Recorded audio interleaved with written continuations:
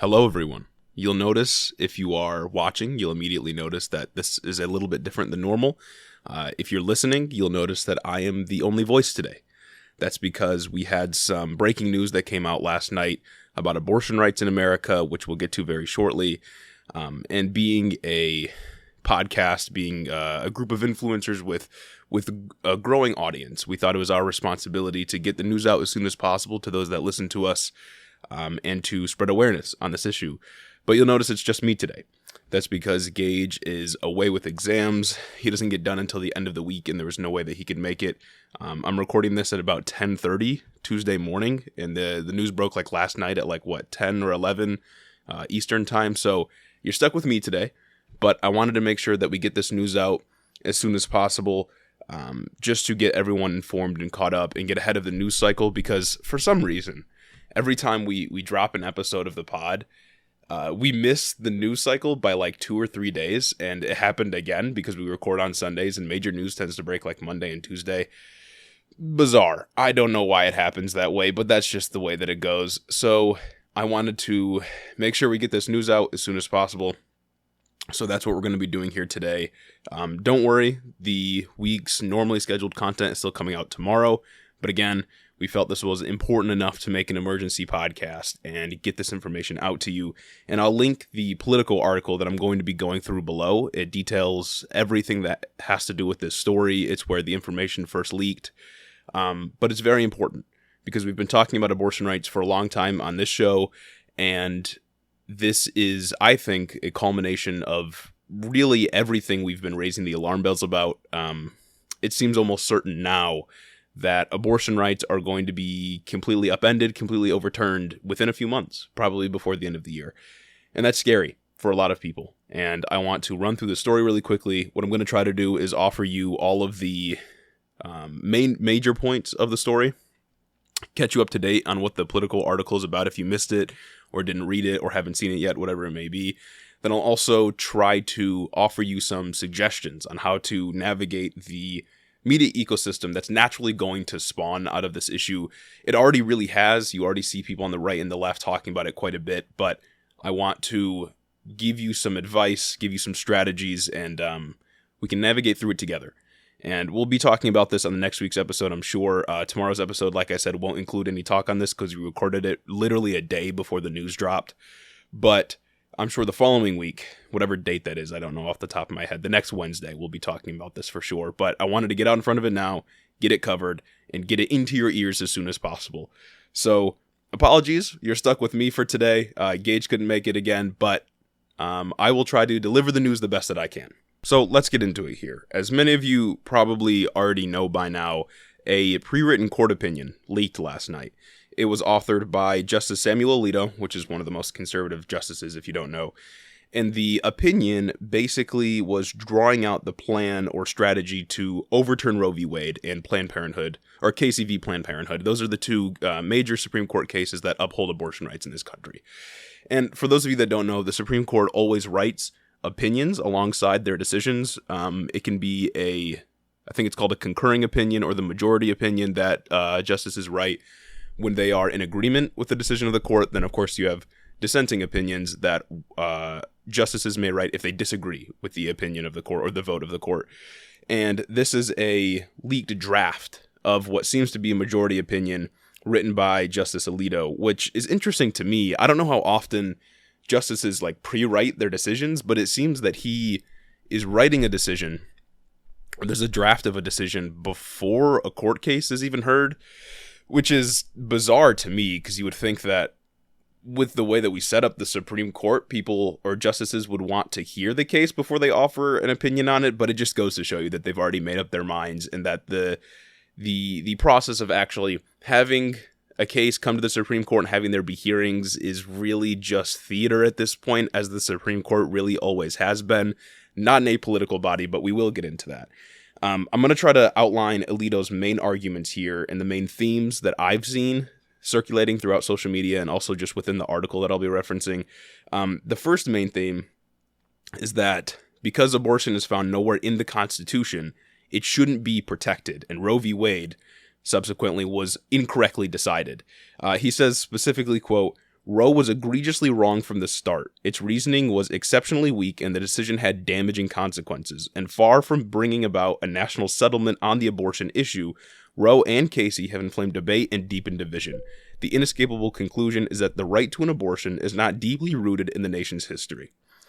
Couple things here. You'll see later on, when I get into it, that he will say that as a justice, he is in no position to determine what the national reaction will be like to his decisions. Yet, he's saying right here that it's important to note that Roe and Casey have deepened division. And I'll also get into this a little bit later, but the Roe v. Wade decision is incredibly popular. Like 70%, 69% of the U.S. population supports abortion rights or supports the Roe v. Wade decision in this country. There is division, but a lot of it is manufactured, and a lot of it is the Republican Party using the issue to mask the fact that they don't actually believe in anything and that they don't actually have any real policies that would actually help people. Abortion, similar to gun rights, is one of those issues they use to galvanize the base and not actually have to do their job. But we'll get there. And also he says the inescapable conclusion is that the right to an abortion is not deeply rooted in the nation's history and traditions. Slavery was a tradition in the United States. I mean, when the Constitution was written, it said that black people were considered 3/5 of a person. I don't really care what the Constitution has to say about this issue. It's an excellent example of how our documents and our political structures need to be malleable and flexible enough to protect people's rights. They shouldn't be used to take people's rights away. And again, this is all within the context that the conservatives claim to love small government, apparently except when they can decide what happens with women's bodies. I wouldn't be surprised, and a lot of people have already said this on social media, I wouldn't be surprised if we saw things like Obergefell v. Hodges, which was the gay marriage decision, or if we saw the interracial marriage decision, I think that was Loving v. Virginia, if we saw those two cases be overturned pretty soon too and kicked back to the states. Neither of those are enshrined in the Constitution. Neither of those are protected by law. We've relied on Supreme Court decisions to protect those rights. Marriage, in fact, I don't think is mentioned anywhere in the Constitution, yet we protect it within our laws, and the Supreme Court has also protected the right to marry.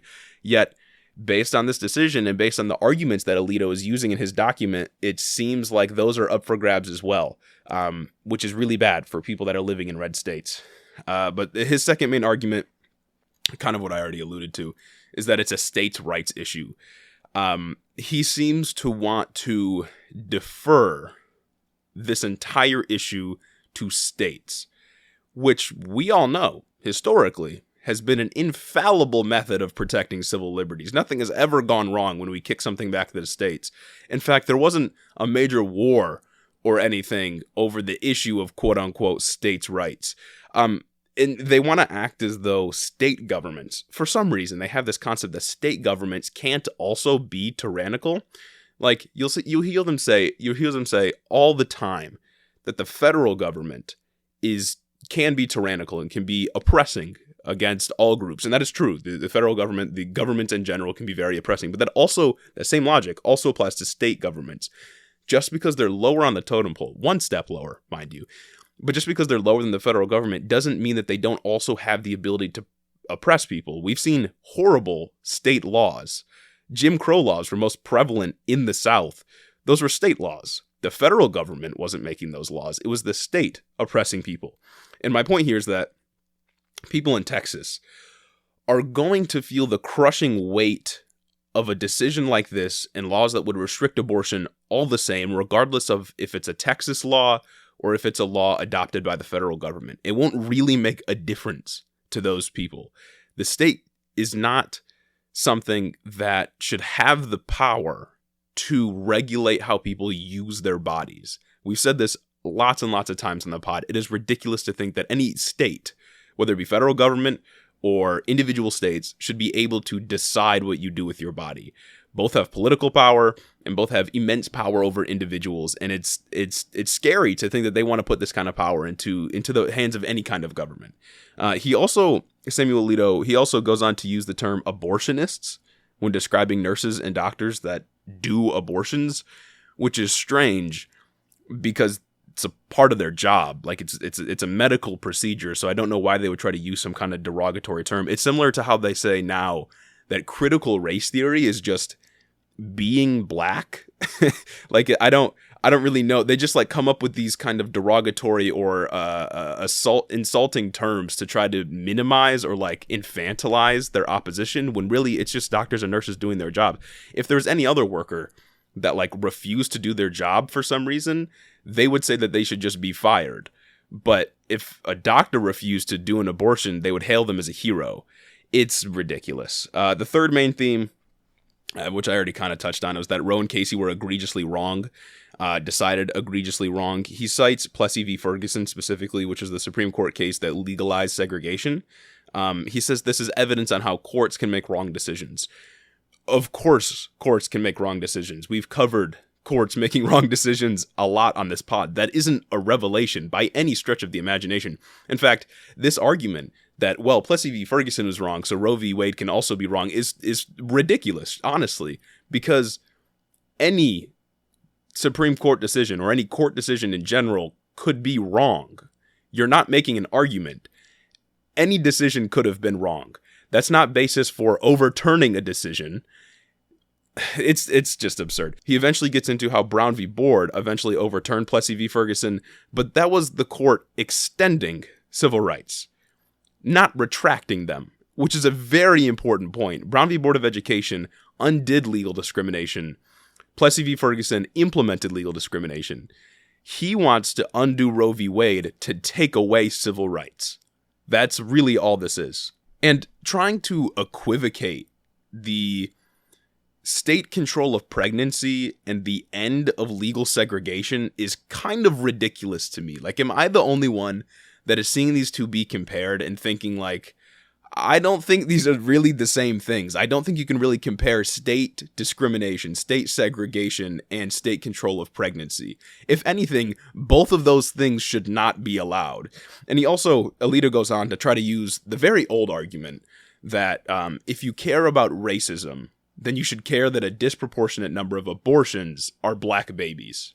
Now, this is true, but ask yourself why. What is it that you think motivates abortions? What do you think incentivizes people or pushes people towards making a decision that they have to get an abortion for their pregnancy? If black people in this country weren't disproportionately poorer than white people, do you think this trend would still exist? Probably not. Abortions are utilized by those that are the least financially stable. They're utilized by people that don't have enough financial resources to give birth to a child, to take care of a child, or even go through the process of being pregnant for 9 months to begin with. Conservatives fundamentally cannot examine the underlying causes of an issue like this. Because the solution, if you want less black babies to be aborted, is not to ban abortions, it's to lift people out of economic depravity. I would agree that it is indicative of a larger issue that more black babies are aborted than white babies, for example, or a disproportionate number of black babies are aborted when compared to white babies. That does speak to a real issue that exists. But the issue is not access to an abortion. The issue, again, is economic inequality between these two groups. The rates would even out if there wasn't an economic disparity, but there is. But again, conservatives just fundamentally don't know how to analyze any real situation.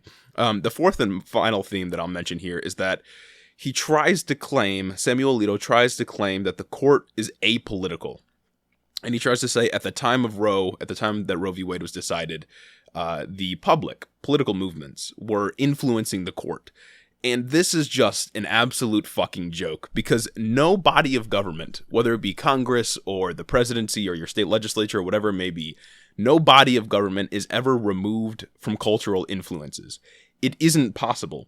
Government and politics are an extension of how the public feels. It is always going to be influenced by public opinion. In fact, I would argue that right now, all of this is happening because of cultural influences. In 1973, when Roe v. Wade was decided, it was a lot of Republican justices that were voting on the side of affirming abortion rights. Republican-appointed justices that were voting on the side of affirming abortion rights.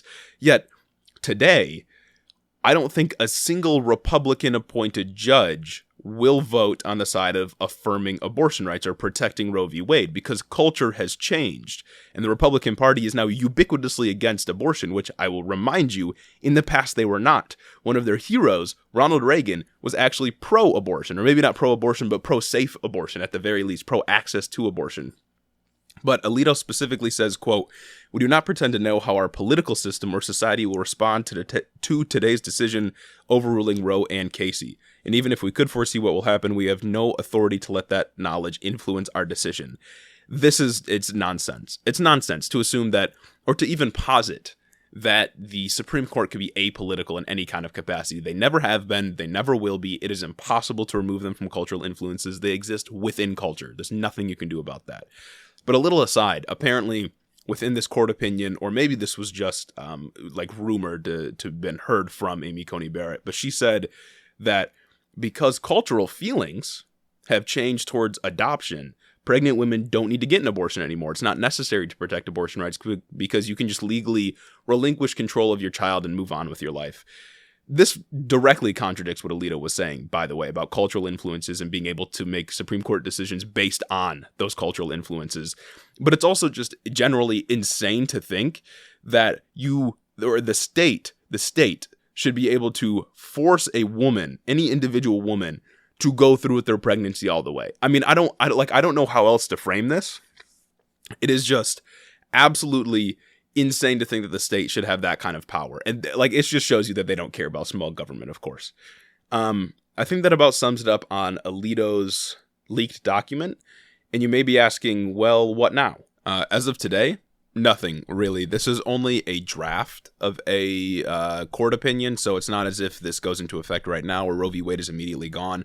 But this does basically guarantee that Roe v. Wade and Casey v. Planned Parenthood are going to be overturned at some point this year, as I said before, which means different things depending on where you live. So in some states, I don't have the list in front of me, but you can find it pretty easily by searching it on Google. In some states, there are laws that will immediately go into effect to ban abortion to some degree. Some redder states, I'm sure if you live somewhere in the South or the Bible Belt or whatever, are going to have laws that immediately outlaw abortion, perhaps in all kinds of ways. Maybe there won't even be exceptions in some states. In other states, you may already have laws that protect abortions. If you live in a more liberal state, I think California or Oregon is one of those states, for example. If you live in those states, then your right to an abortion is going to be protected, regardless of if Roe v. Wade is overturned or Casey v. Planned Parenthood is overturned. But this depends on your state laws. Please make sure in the coming months you are aware of what your state law is. I think it's probably a majority of a majority of states, that have laws that will immediately go into effect as soon as Roe v. Wade is overturned that will restrict abortion. So it's good to know what is going to happen in your state. These laws could be very old. I know the one from Michigan is from 1931 or something like that. Those laws can still go back into effect, and you need to make sure that you know what is happening. Make sure you're informed on your state laws. But regardless of laws, regardless of what state that you live in, I can already tell that organizations like Planned Parenthood and similar groups are going to struggle to function. This is because, cultural trends obviously impact groups like this quite a bit, but also in states that are going to outlaw abortions, it's going to get very difficult for those groups to exist really at all. Because again, Planned Parenthood offers more resources than just abortions. They help you plan parenthood. It's literally in the name. All the conservative propaganda against them is not to be believed. But these groups are going to have a hard time operating in the United States. And that will likely have spillover effects into neighboring states as well, even states that have protections for abortion. It's only going to get more difficult regardless of where you live. But the best bet is to live in a state that has abortion protections, which isn't really an option for a lot of people, I will admit. And anyone that is arguing that, well, you can just move to another state if you don't like the laws is kind of ridiculous. That's a stupid argument because regardless of where you live, you shouldn't have your rights taken away from you. The lines that we draw between states aren't real. like our state boundaries are not found in nature. I don't think that the interests of someone living in Ohio are really that different from someone living in Michigan, for example. And living in one of those two states should not determine what civil rights that you have. Civil rights need to be universal, I would argue. And saying otherwise is kind of ridiculous. But That was a little bit of a tangent.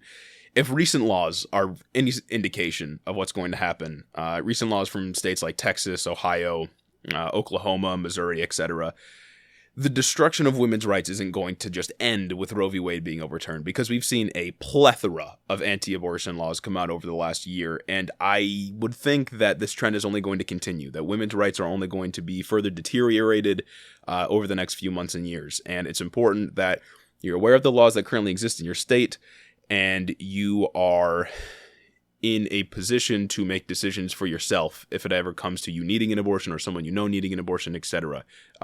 All in all, make sure you know what's going on. Nothing is changing right now, but this news will ultimately cause a lot of outrage, as it already has. Now, I want to get into a little bit, before I sign off, I want to get into a little bit of the responses so far from the left and from the right. And we'll start with the right here.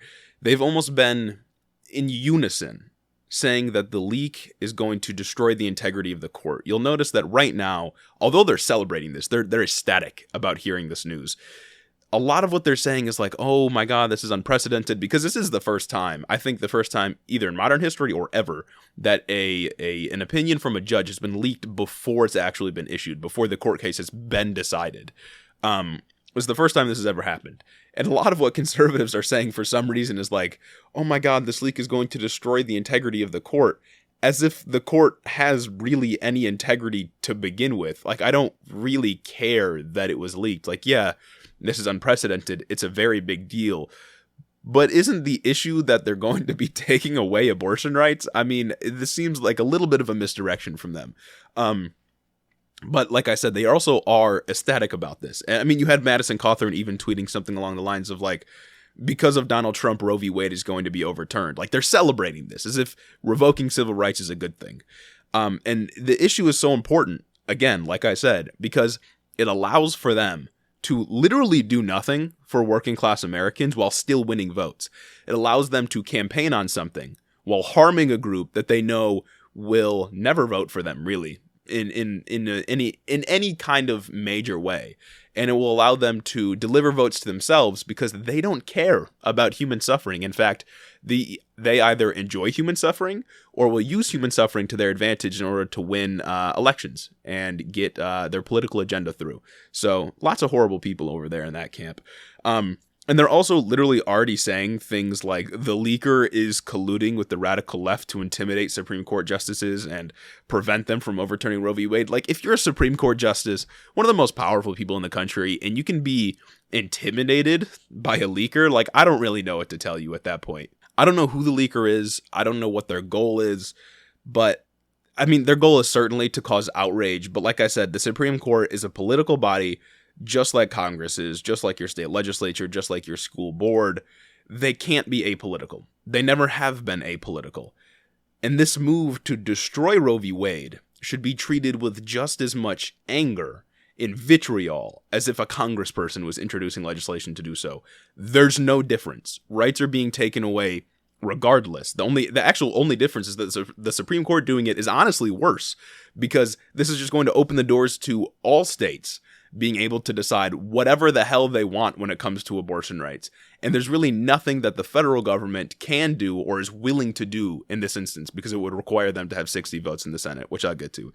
But the narrative from the right is undeniably going to be like the normal, you can't murder babies, but also this leak is unprecedented and is going to destroy the integrity of the court. Nonsense. Don't listen to any of that. Now I want to get into a little bit of the rhetoric that I've seen coming from the left. And then what I think the left needs to do in this situation. But we'll start with my critique first, just because, I don't know, I'm the one speaking, I guess. My take is that I don't really care what your position on personhood is. Giving the state the power to control other people's bodies is psychotic. And you may be saying, okay, well, if the fetus is a person, then that is murder, right? It isn't murder if you are cutting off someone's access to your body's resources. For example, I'll give you an example. If you get into a car accident, that's your fault, right? 100% your fault. You hurt this other person, and they need life support. Should the state be allowed to harvest one of your organs to support their life? The answer always has to be no. regardless of if you caused the problem, regardless of if you cause this person to depend on you. The issue is, should the state be allowed to decide that you have to use your body to save this person's life? Ridiculous. Like, that's like dystopia level stuff. That's 1984 George Orwell. We don't want that. And this is all within the context that the United States has one of the highest maternal mortality rates in the world, which is disproportionately worse among women of color, I will add. So the state forcing you to give birth is just absolutely insane. It's a death sentence for some people. And you may be saying, like, well, there's still going to be medical exemptions. Will there be? I'm not so sure. We've already seen states move to not carve out exemptions for rape or incest. Medical exemptions could be next. In fact, in Missouri, you specifically couldn't get a medical exemption if you were having an ectopic pregnancy, a pregnancy that's not even viable, by the way, because to them, as soon as an egg is fertilized, that is a human life. And once that human life has begun, in their mind, the life of the woman no longer matters. Again, you are simply a vessel for something else. You are seen as nothing more than a vessel for a new human. You cease having civil and political rights. That's what they think. And my broader critique here, and this goes along with my critique of the Supreme Court and Congress and literally any other political body, I want you, dear listener, to ask yourself, why do our political systems exist? What do our political systems exist for?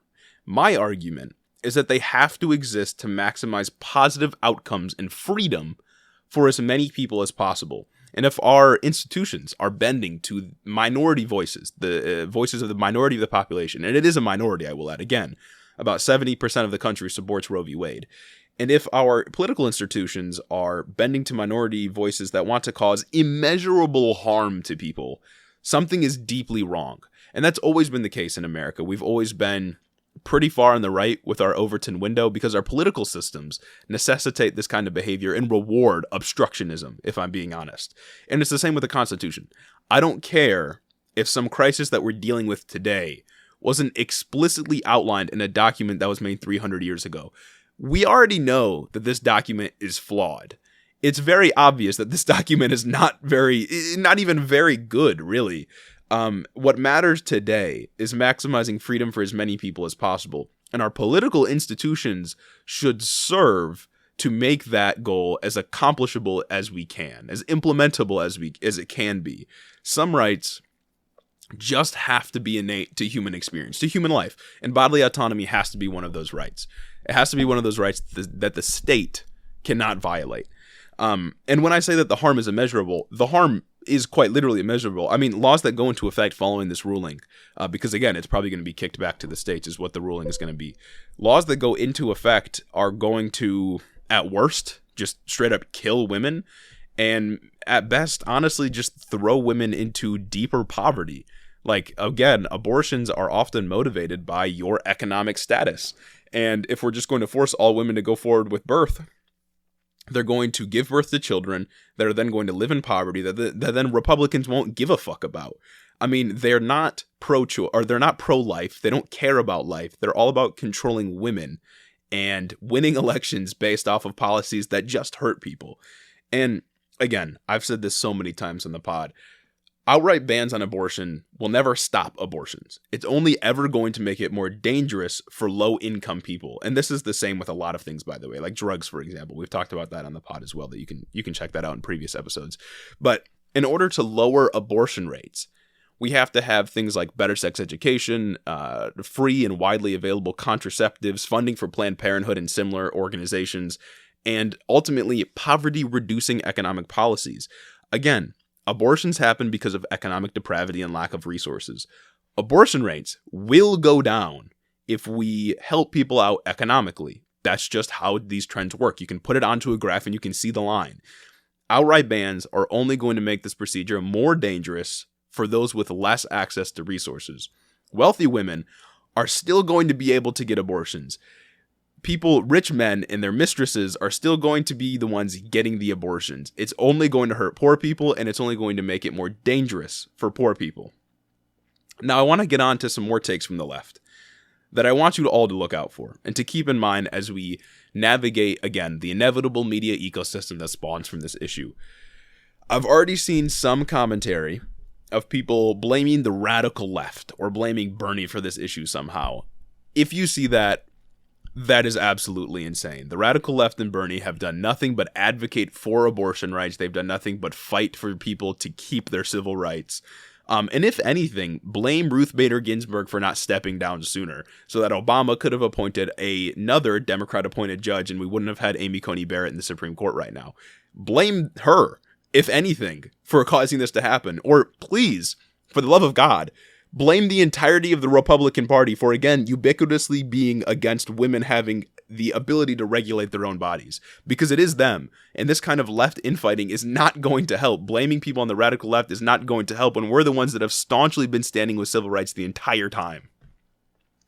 Another thing to look out for is anybody that is saying, well, this is just evidence we need to go and vote. I will urge you all to vote. It's very important. I'll include a link in the description that will take you to a website that can register you to vote in whatever state that you may reside in.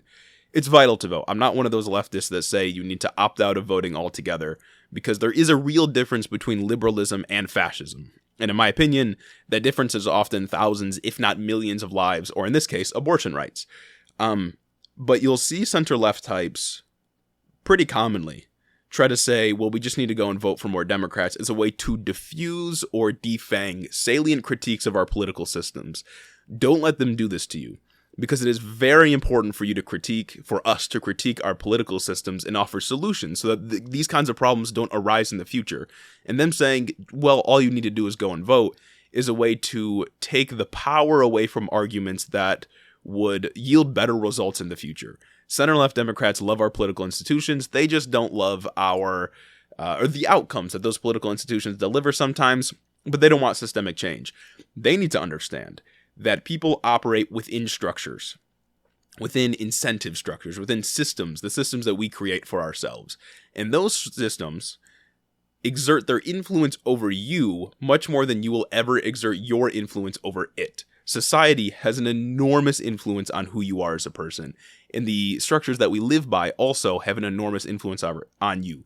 Not to say that agency doesn't exist, not to say that free will doesn't exist, it certainly does, but that is to say that the systems that we build for ourselves, our political and economic systems, guide the way that we behave in general. And if we want to reach better results, we got to build new systems. So do not let people in the center left say just go and vote as a way to take away from your salient arguments about systemic critiques and systemic changes that we can make. Now, wrapping up here, my conclusion here is that, and the thing that I think everyone needs to take away from this issue, first and foremost, is that the Republican Party is quite literally anti-freedom. They do not care about individual freedom in any kind of way, specifically if you are a woman, and if you are a person of color, and if you are a member of the LGBTQ or any other minority group. They don't care about your freedom. And this is the narrative, this is the simple narrative that Democrats literally have to run on, is that Republicans will take away your freedom if they are given more political power. They are quite literally willing to go to the end of the world if it means they can make life harder for women and live and win political points with their base. That's all they care about. That's literally all they care about. They will destroy every civil right that they can get their grubby little mitts on if it means it will deliver them political power. And I just want to make the point, because you can't ignore this. They don't care about small government. They want a ginormous government that will do their bidding, will do things like prioritizing the rich while oppressing women, LGBTQ, people of color, and anyone else that gets in the way of their agenda. They don't care about small government. They don't care about freedom. My other conclusion is really, what comes next? If Roe v. Wade was decided egregiously wrong in Samuel Alito's mind, was Brown v. Board wrong? Was Obergefell v. Hodges wrong? Was Loving v. Virginia wrong? Are we going to undo all civil rights now because we need to kick them back to the states to let them decide, because apparently states can't oppress people in any way that the federal government can? Is that really what we're going to do? It seems like they just want to use states' rights as a way to take away as many civil rights as possible in places like Texas, Oklahoma, Florida, etc. Now, if you're like me, this makes you very upset. This situation, the revocation of civil rights, is something that makes you literally furious. And you're going to be asking, well, what can I do? What can I do to contribute to making the world better, to advocating against this, to ensuring that This decision never happens or doesn't have too big of an impact on other people. And it's very easy to get caught up in the news cycle and feel hopeless, really, to feel like you have no power to impact the world. But I want to offer a few tangible things that you can do to take your abstract critiques of the system and put them into motion, because I think that is the most important part here.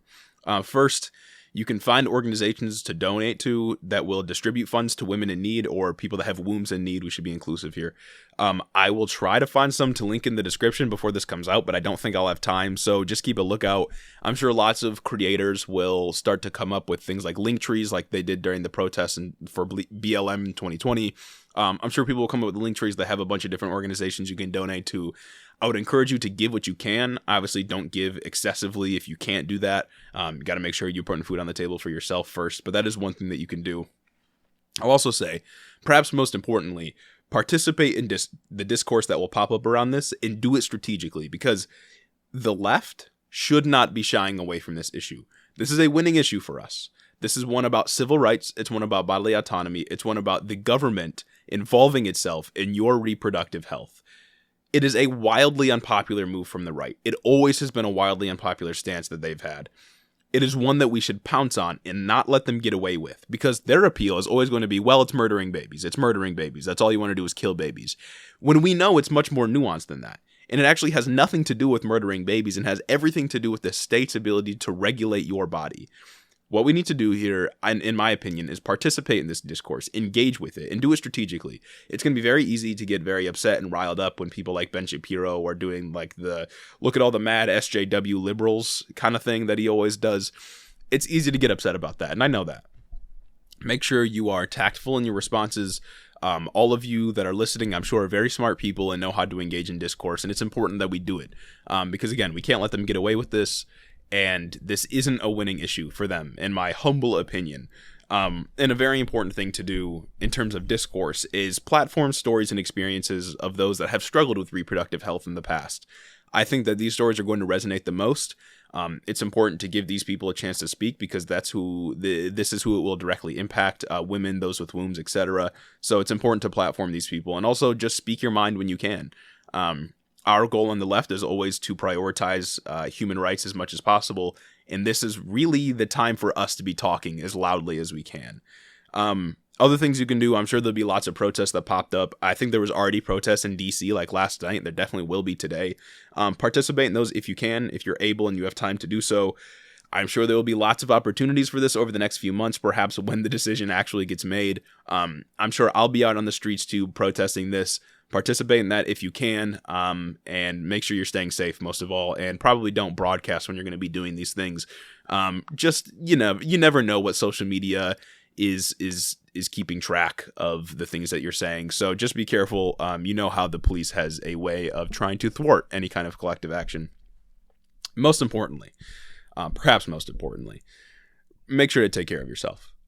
This is a very scary time to be in America and really anywhere around the world, because this isn't just a trend in America, unfortunately. Make sure to take care of yourself and know when to rest, because politics, take it from someone who deals with it all the time, politics can be very exhausting, can be something that takes a lot out of you, makes you feel very hopeless, makes you feel very small in a world that is constantly changing, constantly moving. Make sure to take care of yourself, engage when you can, know when to take a break. It's okay to turn your phone off. It's okay to log out of Twitter. It's okay to not be replying to people that don't know what they're talking about on TikTok. Take your time, engage when you can, and be strategic about it. Again, it's a scary time to be someone that is targeted by these campaigns against reproductive rights. The attacks on women, on those that are able to reproduce, it's terrifying. And I hope that we do everything we can to push back against this, because, again, it's a winning issue for the left. The right very clearly doesn't understand why abortions happen at all. All they want to do is inflict punishment for political points, and also because they like human suffering. So I hope that this gave you a good summary of what's going on. Remember, do not panic over this kind of thing. There's a lot to worry about, and I think you should worry, but don't panic too much. Try not to spiral. There's still time to push back against this and do something about it.